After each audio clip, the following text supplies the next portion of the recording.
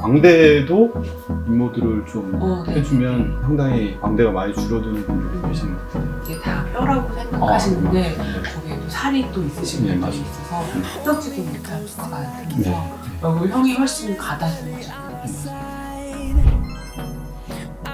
안녕하십니까. 닥터 DNA 피부과 전문의 전병환입니다. 안녕하세요. 저는 닥터 DNA 피부과 전문의 조은별입니다.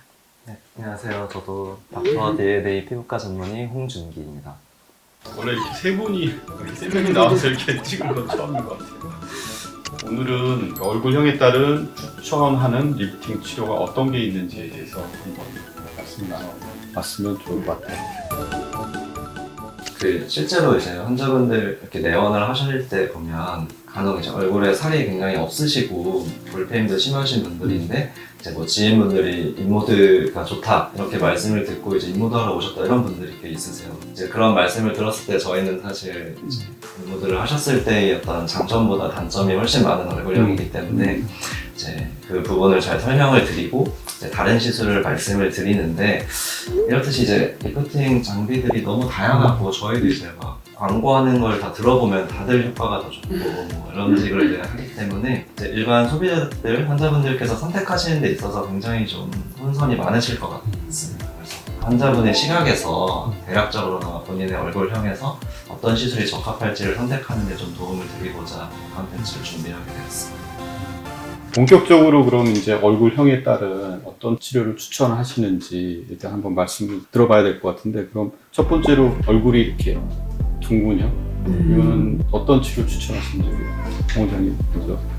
네, 그래서 이 얼굴형의 특징 자체가 위아래로 길지는 않으면서도 이제 얼굴 전반적인 볼륨이 있으신 분들이신데, 일단은 리프팅 시술을 선택하시는 데 있어서 볼륨을 좀 줄여주면서 이제 리프팅 시술을 선택하시는 게 좋을 것 같습니다. 그래서 추천을 드리는 거는 인모드나 울세라와 같이 어느 정도 볼륨 감소가 확실히 보이는 그런 시술을 선택을 하시는 게 좋을 것 같습니다.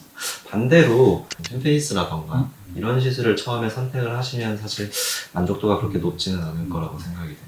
그리고 만약에 턱라인 쪽에 뭐 이중턱이라던가 이런 턱 쪽에 볼륨감이 좀 더 많으신 분들이시라면 브이올렛과 같은 지방세포를 녹여줄 수 있는 주사 시술을 추가하시는 것도 도움이 많이 되실 것 같습니다.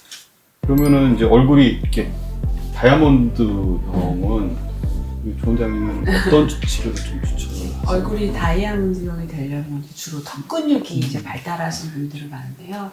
턱 근육이 발달하신 분들은 필수적으로 턱 보톡스를 맞으시는 걸 추천을 드리고, 근육이 발달하다 보면 아무래도 살도 조금 많아질 수밖에 없거든요. 그래서 그 턱 라인 위주로 인모드나 에어젯 그리고 또 울세라를 많이 추천해드리고 있습니다.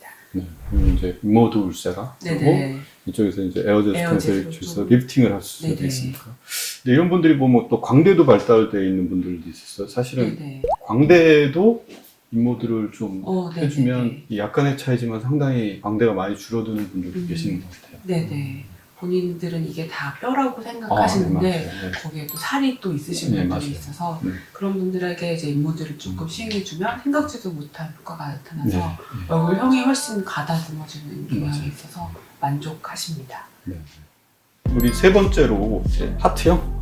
하트형 얼굴은 용 원장님 어떤 치료? 광대 발달이 된 광대 발달형이라고 볼 수 있는데, 저는 이제 좀 가장 흔히 접하는 이제 환자분들의 얼굴형이라고 생각이 됩니다. 그래서 이와 같은 얼굴형은 기본적으로 이제 광대가 좀 발달이 돼 있으시면서도 턱 라인이라던가 이런 쪽에 어떤 볼륨감은 크지는 않으셔서 광대 발달로 인한 어떤 상대적인 볼페임 이런 부분이 좀 잘 보이는 그런 이제 유형이라고 볼 수가 있겠습니다. 저는 사실 이와 같은 얼굴형의 환자분들을 시술할 때는 좀 조심해야 된다라고 느끼는 게, 인모드나 울세라와 같이 강력한 에너지가 들어가는 시술을 얼굴 전체적으로 좀 해버리게 되면 볼페임에 대한 증상 자체가 오히려 더 심해질 수가 있고, 얼굴 볼륨 자체가 충분하지 않은 상태였는데 볼륨이 확 줄어버리게 되면 오히려 좀 나이 들어 보이는 이런 이제 역효과를 좀 볼 수가 있는 얼굴형이라고 생각이 돼서 좀 주의 깊게 추천을 드리는 편입니다.